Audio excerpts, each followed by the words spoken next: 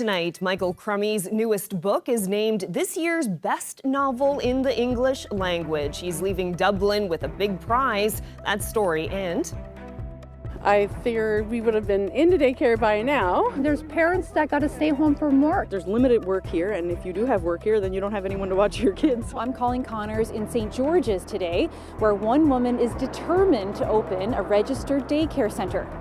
I'll tell you what her issues are with government.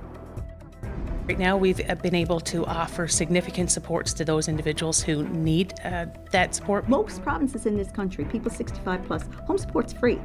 aging at home. That's the province's goal for seniors, but the advocate says the cost is still too high. We need to move now because the last 6 months, his symptoms have been progressing again. A family in Botwood is leaving for medical care, but they say finding a home in St. John's is beyond challenging. This is CBC Here and Now.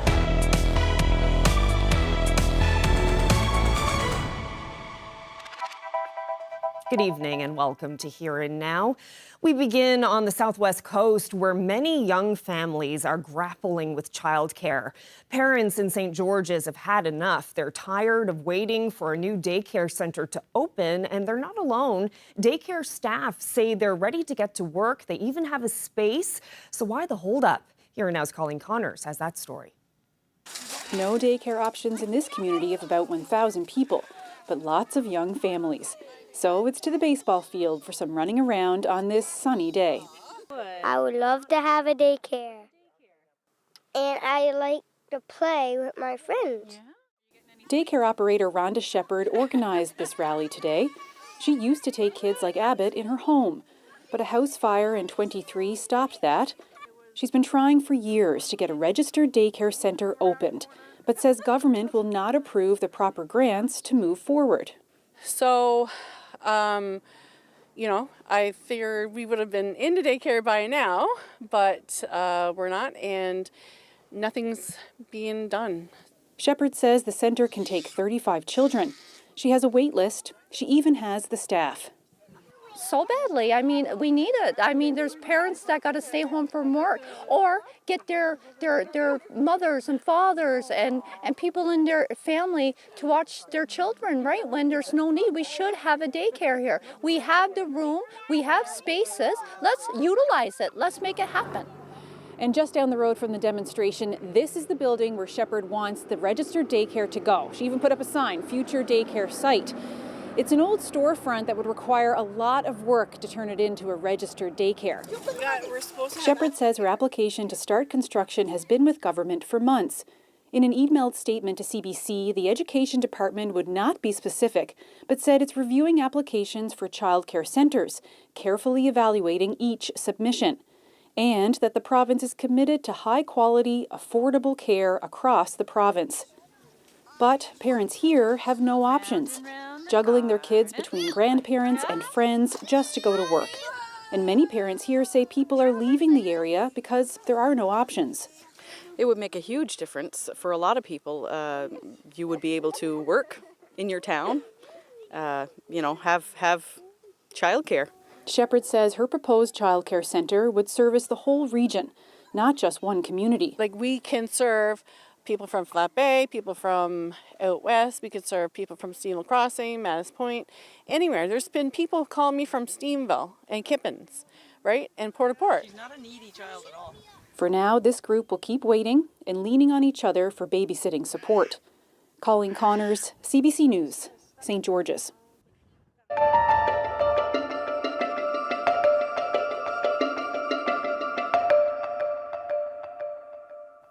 Well, the seniors advocate says the province needs to make home support more affordable.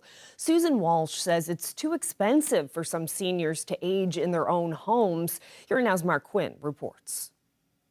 We need to make home support more accessible, more financially accessible to seniors. Most provinces in this country, people 65 plus, home support's free. In our province, even people on income support who get home support free when they turn 65, they have to pay a copay. The provincial government has said repeatedly that it wants to help people stay in their homes as they age. The stay-at-home policy is a priority, and if we do manage to keep people at home, it keeps them out of personal care homes, it keeps them out of long-term care homes, and as you heard the question today, it keeps them out of hospitals. The seniors advocate says making home support more affordable is one way the province can help people age at home and keep them out of those facilities. We know there's many seniors who go into personal care homes because they can't afford the copay. They got houses they could be staying in. They can't afford to have someone to come do the things they need. The health minister has said in the House of Assembly that changes are coming, but she hasn't committed to making home support more financially accessible.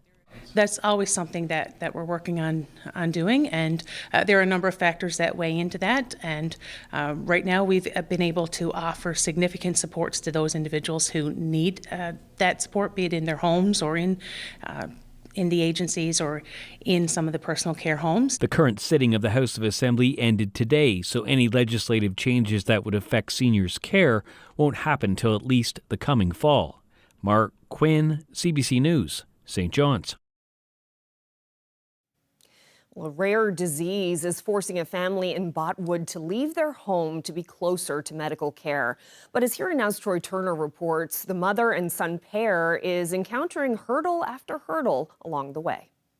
Nathan Poynton is feeling good about moving from his hometown of Botwood to the St. John's area. He's looking forward to getting the medical care he needs, to the accessibility services there, and to entering the workforce. Other than the obvious, medical help, that's a given. I'm excited for that.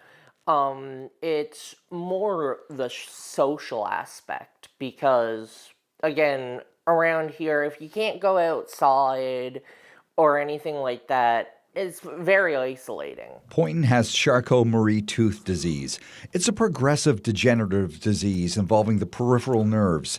He gets numbness in his hands, feet, and legs, and now wears hearing aids because of it.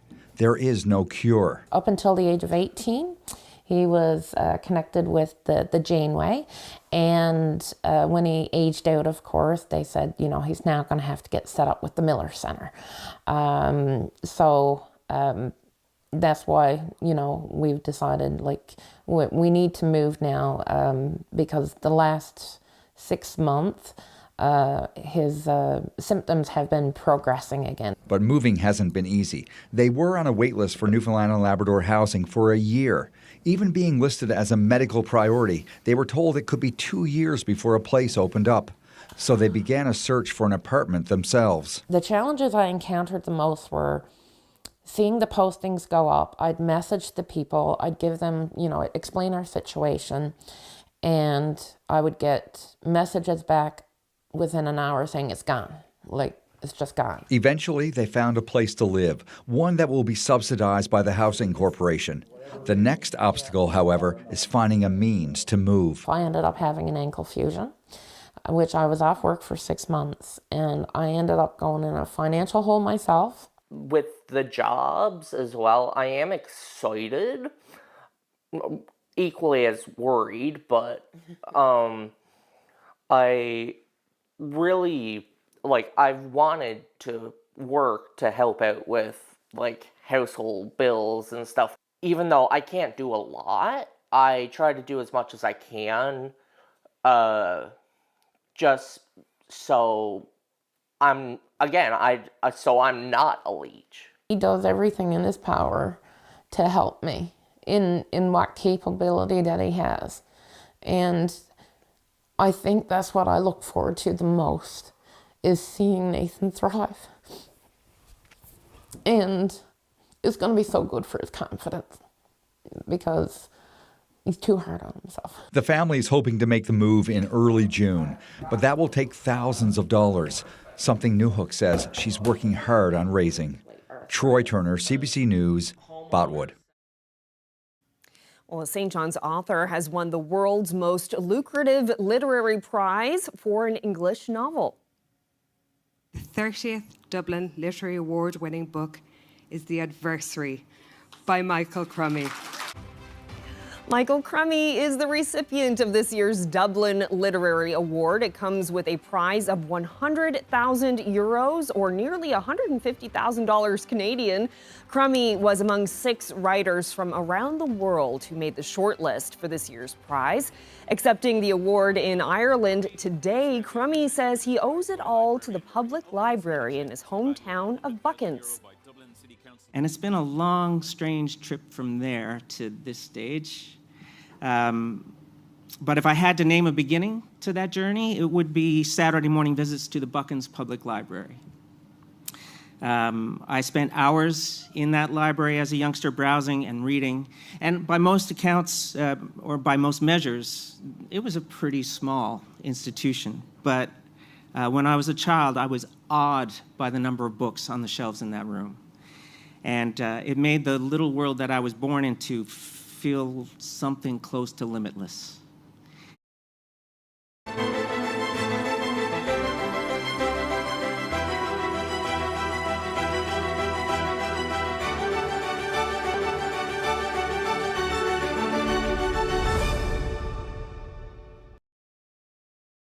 Well, the Canada Summer Games are now just 78 days away, and as organizers and volunteers get everything ready for the Games, young athletes across the country are preparing for their chance to compete.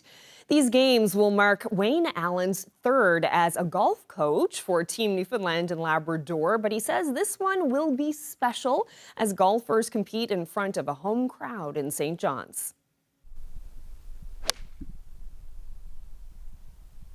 So Wayne Allen, I'm the head pro here at the Humber Valley Resort, and also the provincial coach for the team, hopefully going to the Canada Games in August in St. John's. Yeah, it's a big honour, you know, it's to represent the province and to help some of these young athletes at such a big event is such a big honour, especially now it's in St. John's, so doing the event at home is going to be fantastic. It's my 3rd game, so I'm kind of excited, I know what to expect, so yeah, really looking forward to it. Yeah, so we've been doing a lot of training. So we have, you know, swing training, we have mental training, we do some work with nutritionists, all the physical aspects that go along with just, you know, swinging the golf club. But there is pressure on the athletes because the scores are posted online. You know, we had an athlete at the last Games, and you've got family watching, you've got your university coach watching. So there's a lot of pressure to perform. But we train them best we can and put them in a position where they're ready to go at the Games. Yeah, it's really good, you know, because you stay in touch with a lot of these athletes and you see what they're doing after their junior career is over, you know, whether they're going on to university golf or whether they're going into a different kind of career. And it's neat to see them when they come home and visit and you see them when they're older. But to share the experience is one of a kind. It's something you can't kind of repeat in any other walk of life, and it's just a neat thing to be able to do when you see them growing up from the age of 10, 11 up to the age of sort of 17, 18 and compete at the highest level. It's amazing, yeah. What's your pitch to people to come out and enjoy the Canada Games? Pitch it to me. Yeah, I think it's something that you can't replicate. You know, you've got to kind of see it to believe it. The atmosphere at some of these indoor events, when it's a close environment, is incredible. You know, you see these live events on TV, but when you're actually in the stands and you're watching these tournaments, you can't replicate that kind of tension, that kind of atmosphere. So just get out and enjoy it.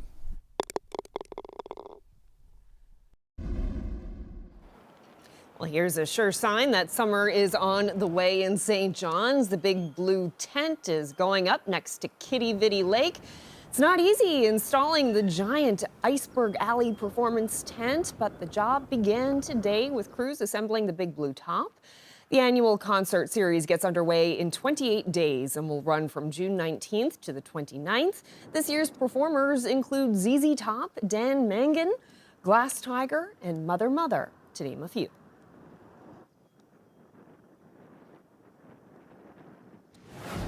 No one says you can't do the surgeries, but you still got to look after your district. Well, former Premier Andrew Furey has been absent from the House of Assembly for the past couple of weeks, even though he's still the MHA for Humber Gross Mourne. Our Peter Cowan has more ahead. Well, we're sitting under a nice big ridge of high pressure that is bringing some nice weather to parts of the province. Temperatures really starting to heat up across Labrador. Daytime high around 16 degrees for Lab City. We're still in onshore flow, though, along the northeast coast. Those temperatures still sitting in the single digits. Got a little while longer to deal with that, particularly through tonight, but the weather will improve as we head through tomorrow. We do have a rainy weekend on the way, though, and a warm-up after that. I'll get into all the details coming up.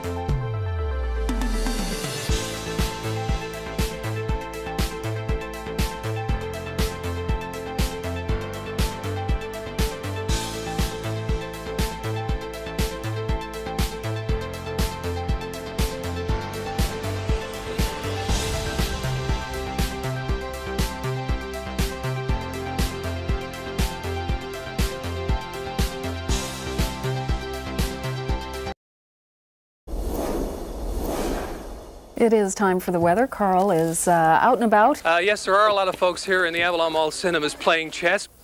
How do you do, sir?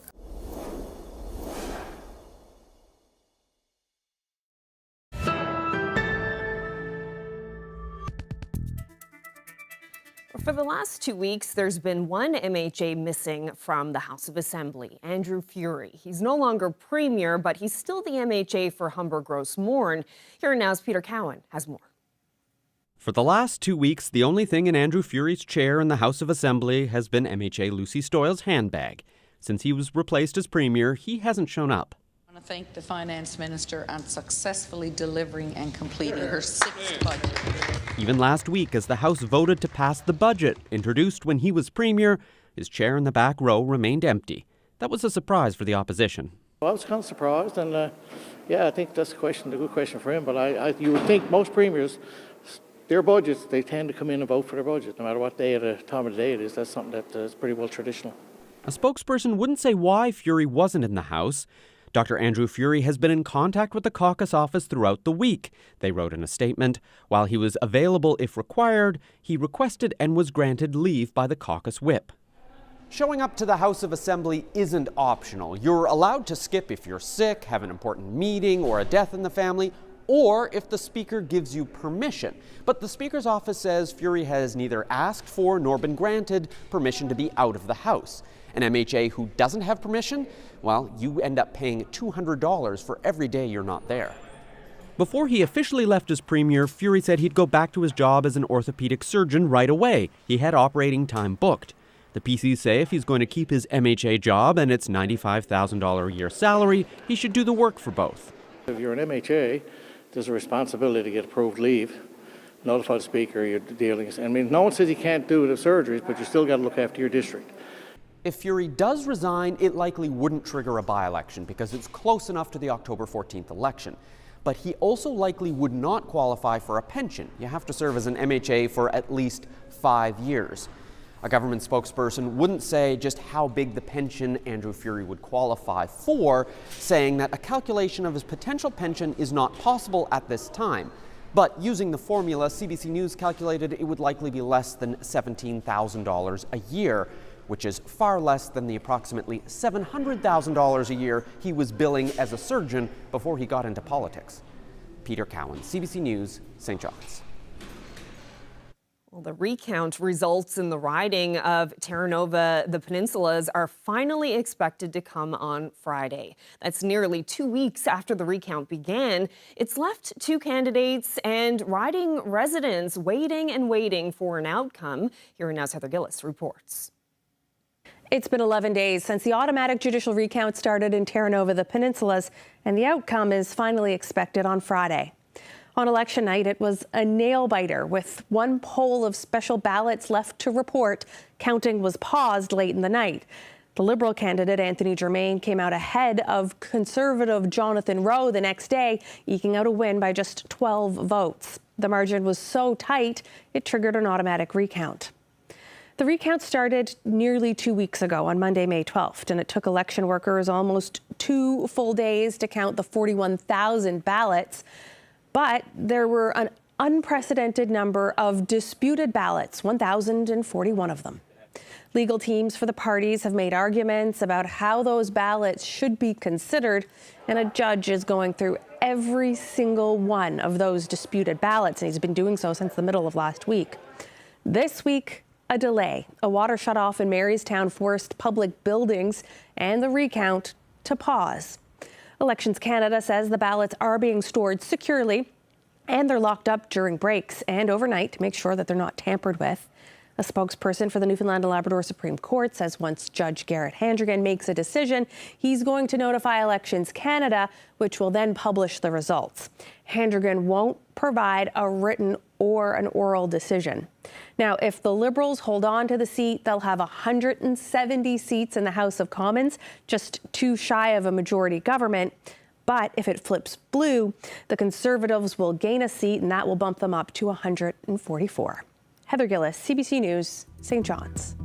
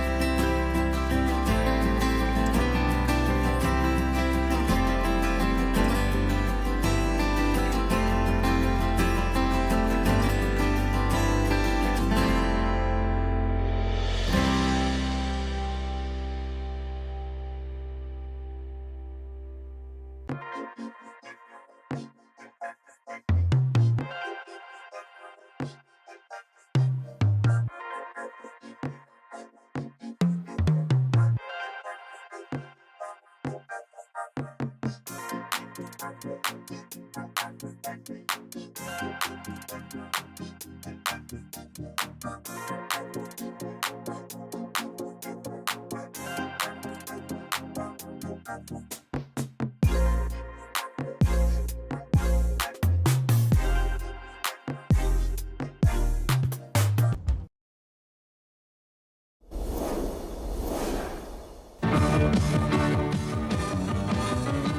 provincial government has gone to the Supreme Court. And sunshine in Deer Lake today. A spokesman for the owners says a statement will be issued within a week. Glad you could join us for Here and Now. This is CBC.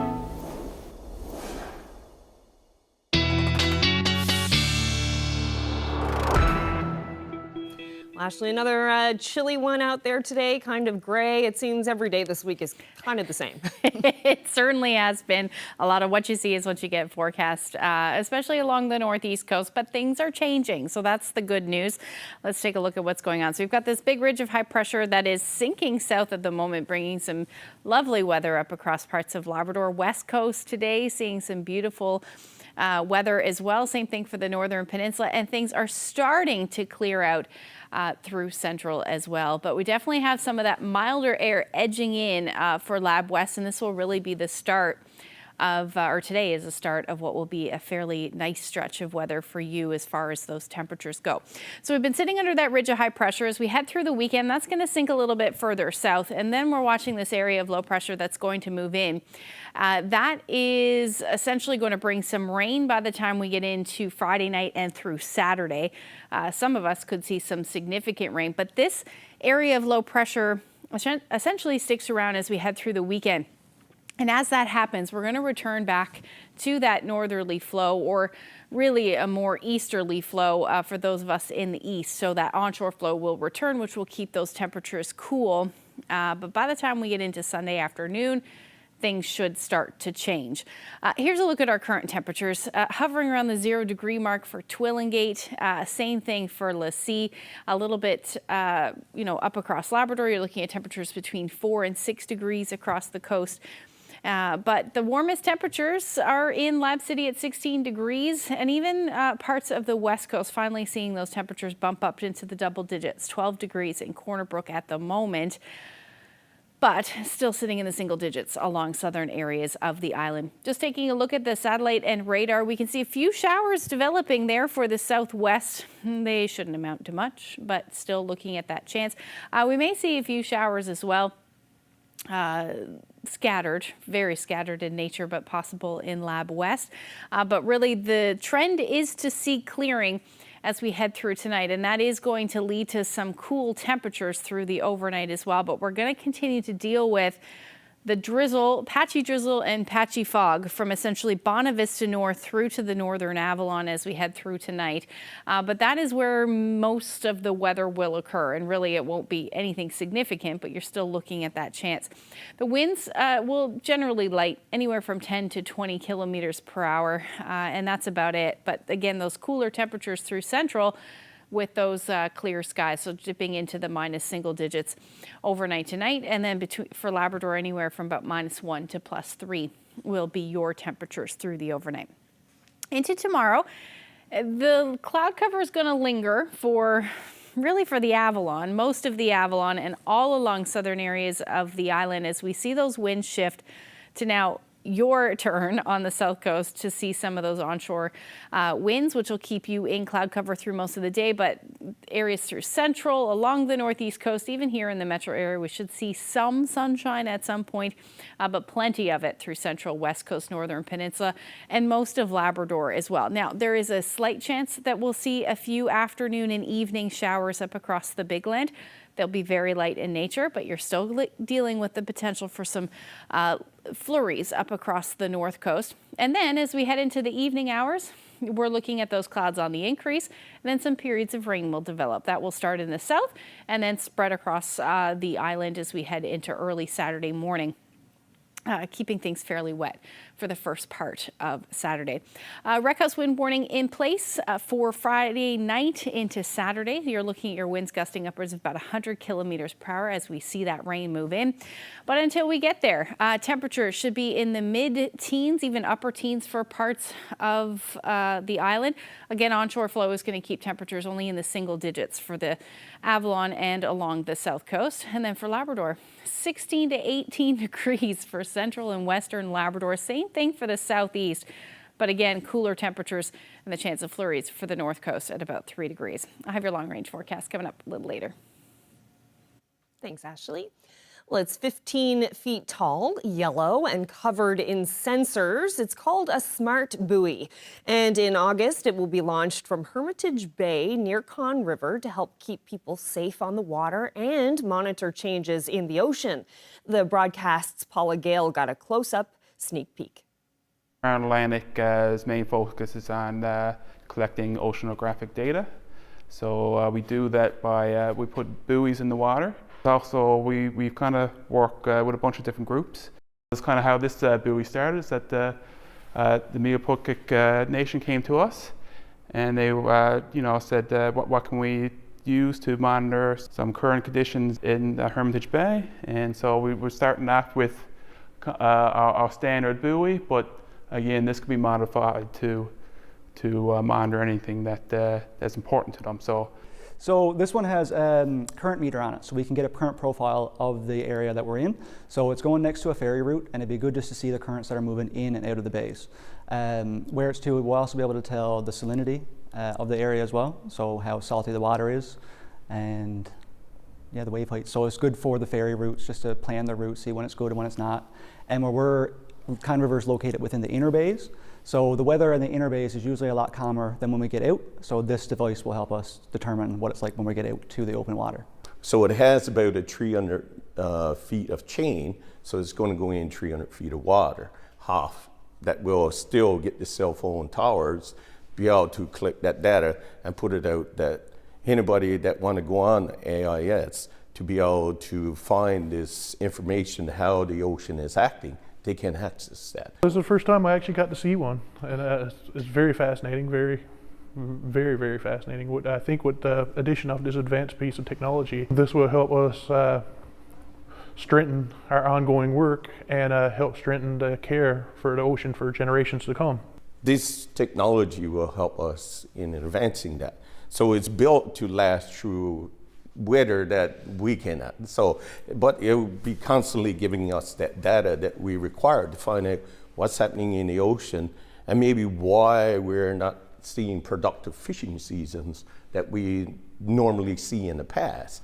And that is due to climate change happening, not only in Newfoundland, but around the world. So we need to find out what's happening in our ocean. And I was just really inspired by the concept of Tony Stark in the middle of his lab, scanning his father's expo. Thought that was amazing. I wanted to see if that was even physically possible. And really that was the start of this whole company. And now Avalon Holographics is slowly turning that Iron Man inspiration into reality. We take a look at the company's multi-million-dollar holographic display and talk about how it can be used in the future.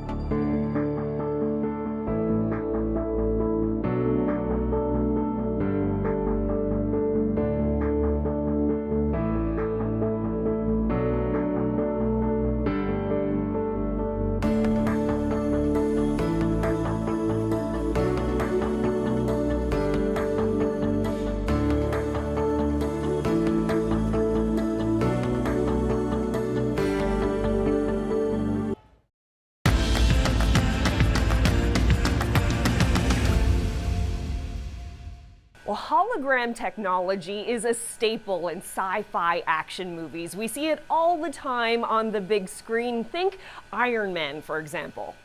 Till further notice, why don't we just keep everything on my private server? Working on a secret project, are we, sir? Well, joining me now is Wally Haas, the founder of Avalon Holographic. So let's start with Iron Man, because I mentioned that movie on purpose because it plays a role in the history of this company. Can you start with that and tell us about what that role is? This is actually my second company. I sold my first one to Intel back in 2010, and during that time working with Intel, I really started to wonder whether big companies were for me, and I started to dream about starting something new, and Iron Man 2 had recently come out. Tony Stark in the middle of his lab, scanning his father's expo, and being able to manipulate that data digitally. I thought that was amazing. I wanted to see if that was even physically possible, and really that was the start of this whole company. It's just exciting to imagine using holograms and holographic technology in everyday life. So tell us about your product. What is it you do here? We make holographic displays. We're the only ones in the world to do it. We're the first in the world to ever create this type of technology. It's really deep technology. It's very, very difficult, which is why no one has been able to do it before. It takes a very long time. We have an incredible group here. We're very skilled, but it's still almost 100 people. It's taken us 10 years.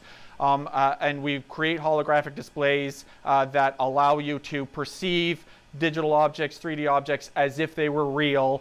So you can look around them, you can interact with them, multiple people can see them at the same time. It's just a fantastic experience. This technology right now, we're first in the world. It's extremely expensive to produce this. The display that you're looking at and will look at is literally millions of dollars to produce. So we have to go after markets that have extreme high consequences of failure, which usually means human lives are at stake. So we focus on defense and medical markets. But we're fundraising now to reduce the cost of these displays by more than 90%. And that's just the first stage. We believe that over time, the holographic displays fundamentally can be basically as inexpensive as the screens that are in the theater, your phone, your TV. I think holographic screens will be ubiquitous and everywhere. So this is a holographic display, but people at home won't be able to see what you and I are seeing here in person just because of the nature of the camera and 2D. Can you tell us what we're seeing here? Sure, absolutely. So this is a scan of a person using normal medical scan technology, CT, computerized tomography. So what this is a scan of all of the tissue of this person. So these are the different tissues that are available. You've got the different bones, you've got heart, you've got the intestines, and underneath the heart you can see all the veins and arteries together. And so the usefulness is because we can see this in a very natural way, we can see all the spatial relationships of the tissues, we can do better with surgery planning, awareness, patient consultation. For people who are watching at home who can't really see this, like when you put your hand in here, it looks, from my perspective, as if you're putting your hand into the person's chest. Like this looks like it's bubbling up off the screen, you know? And so we can actually slice down and be able to look at the different layers of the tissue itself. And by being able to do that in a very natural environment, you can see the different elements of the tissue, and you would be able to plan surgery more safely, faster, with a better recovery time for the patient. This is a medical evacuation scenario. We've already gone through an assault of a building and a breach. And what is happening here is individual soldiers are clearing the airfield, which is a part of the procedure for ensuring that it's a safe landing for a helicopter, and soon a helicopter will come in. We'll be able to see it holographically, and then here it comes, and then it's coming in and landing. And so you can understand the approaches, you can understand the exit points, and that is the value of this in defense scenarios.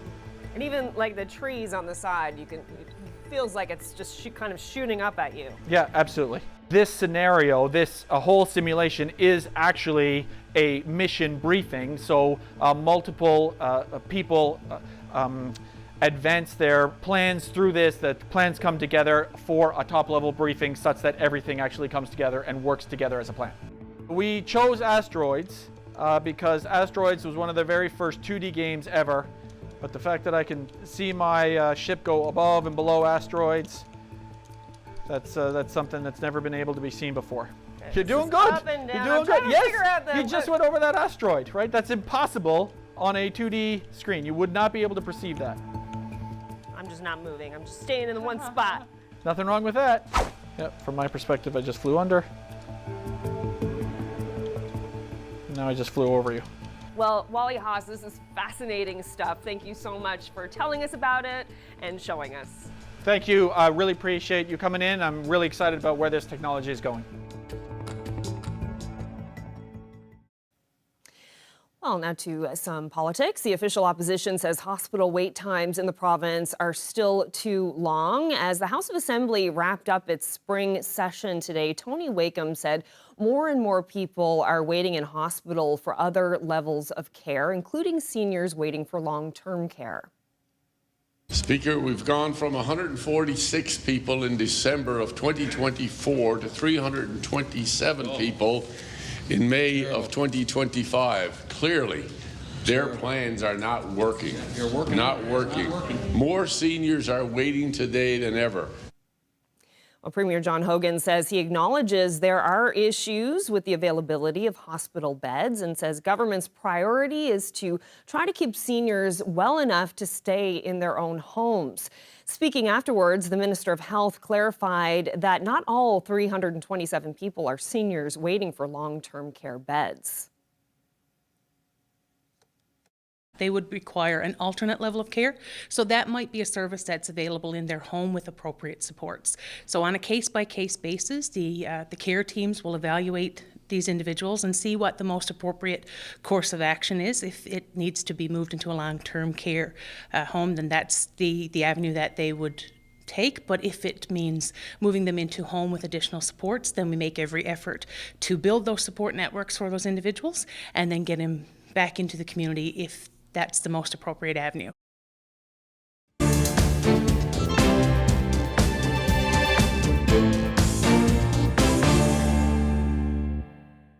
Well, come Friday, we could see more than 50,000 Canada Post workers back on the picket line. There's still no deal between Canada Post and the union representing the workers. This after the mail carrier rejected the union's offer to delay a potential strike. Sophia Harris has more on how the uncertainty is impacting businesses. At this greeting card and gift store, many online orders are sent by Canada Post. So another possible work stoppage would be devastating. It's definitely going to affect our business. It's not great. It's a lot of extra work and it's, worrisome. Canada Post's month-long strike last year ended when its 55,000 employees were ordered back to work, so negotiations could resume. On Wednesday, the Crown Corporation made a last-ditch offer. It includes a more than 13% wage increase over 4 years and 6 personal days a year. But it also calls for the creation of part-time jobs to give the corporation more flexibility. The union followed by proposing a 2-week pause on the potential labor disruption to review the offer, saying in a statement, "We need to properly assess it. The stakes couldn't be higher." However, Canada Post said no to the proposed pause, even though it's deep in debt, having lost about $3 billion since 2018. Why would Canada Post reject a 2-week delay? When the financial statements are released sometime this summer for the last 12 months, I believe that we're going to see a much larger loss. And so I think that the Canada Post is realizing that delays are not going to address this problem. If a deal isn't reached, mail delivery may stop altogether on Friday, causing further financial problems for Canada Post. How likely do you think it is that the union will accept Canada Post's offer and we will get our mail on Friday? I think it's unlikely. This business professor says a big sticking point for the union, Canada Post wants to hire part-time workers to cut costs and deliver on weekends. I think they see it, they do see it as a slippery slope to a much smaller Canada Post and a much smaller union as a consequence. Canada Post says it's now up to the union to make the next move. The union says it's analyzing the corporation's offer and working on counter-offers. Sophia Harris, CBC News, Toronto.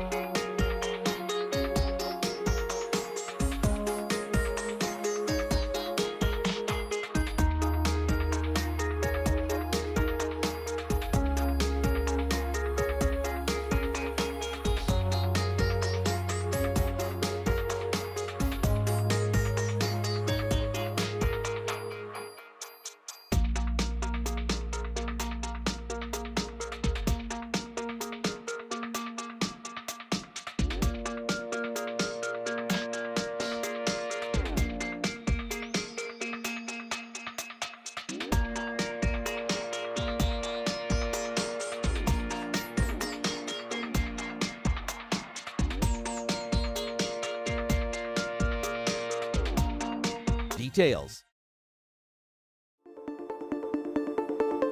The miners are a family, and they have to take care of each other. It's truly an honor as a Newfoundlander to be able to go out there and bring back a representation of all of the Newfoundlanders that weren't able to come back. Love the world around you because it does shimmer with the impossible sometimes made possible.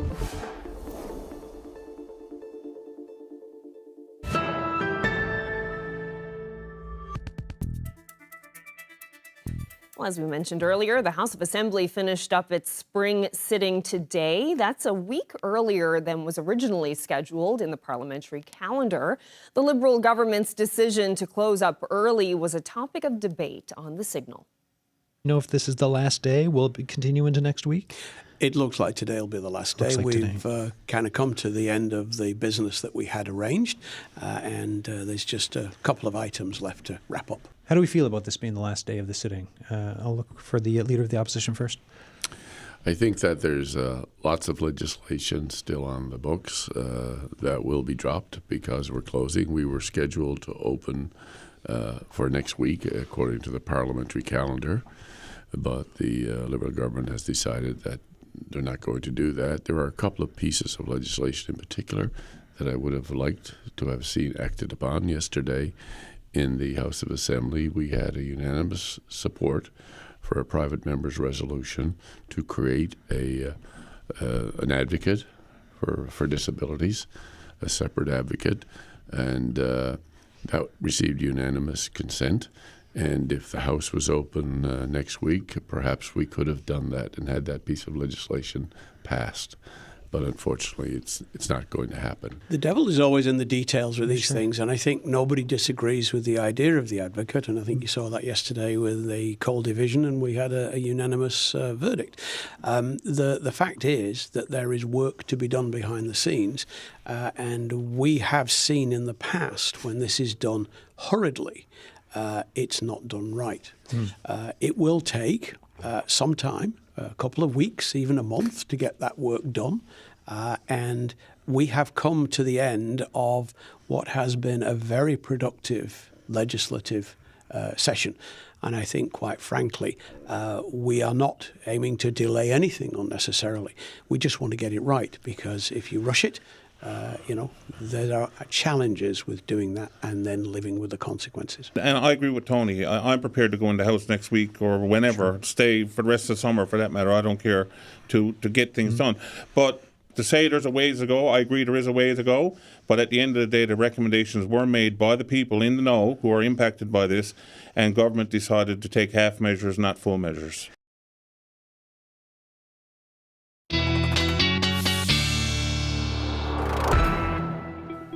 Time for a look at the long-range forecast, and that means we get to look at the weekend. We do. So we've been talking about how we've been in this weather pattern all week. Yeah. Is it going to change up at all for the weekend? Yeah, so a little bit, but it is going to bring some rain to parts of the province, particularly southern areas of the island. Let's take a look at what's going on until we get there. So Friday evening, that's when most of that rain will start to move in. It'll be fairly heavy at times for some of us, again, particularly along the south coast. By Saturday morning, we'll see a bit of a break in some of that rain, but it should stay cloudy. Now, the northern peninsula, you'll see a few showers, and then another round of showers will move in, and this one will be a little bit more scattered through the evening hours, and again on the west coast. But most of us will see that cloud cover up across Labrador. The southeast will see some cloud cover, but the rest of the big land should actually see some sunny skies again through the day. The temperatures a little cooler though, somewhere between 12 to 13 degrees, but you head towards the coast, temperatures will be sitting in the single digits. And then as far as the island goes, we'll be back down to the single digits for most areas, with the exception of the west coast, where you should hit about 13 degrees as your daytime high. Now, the northern peninsula will sit in the single digits. And then the best chance, other than that, to see the double digits will be for the Burin Peninsula. Now, as we head into Sunday, this area of low pressure generally going to stick around. It's going to bring some more unsettled weather through most of the day. There's a chance we'll see some sunshine in the late afternoon, potentially for the Avalon, a little bit of a break. But most of us will be seeing those gray skies again through the afternoon, along with some showers.